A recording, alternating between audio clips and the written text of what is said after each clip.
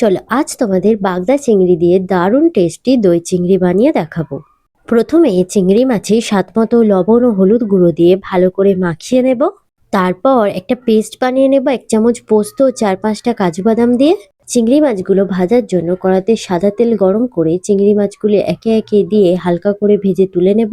ওই তেলে শুকনো লঙ্কা ও গোটা গরম মশলা ফোড়ন দিয়ে পেঁয়াজ ও কাঁচা লঙ্কাটা একটু ভেজে নিয়ে আদা রসুন বাটা দিয়ে আরেকটু ভালো করে ভেজে নেব।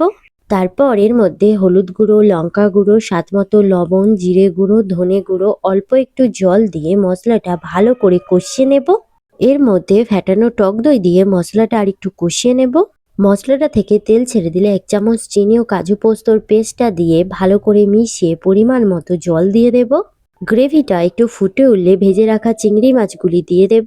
নামানোর আগে গরম মশলা গুঁড়ো, ধনেপাতা কুচি ছড়িয়ে ভালো করে মিশিয়ে নামিয়ে নিলেই তৈরি বাগদা চিংড়ি দিয়ে দই চিংড়ি।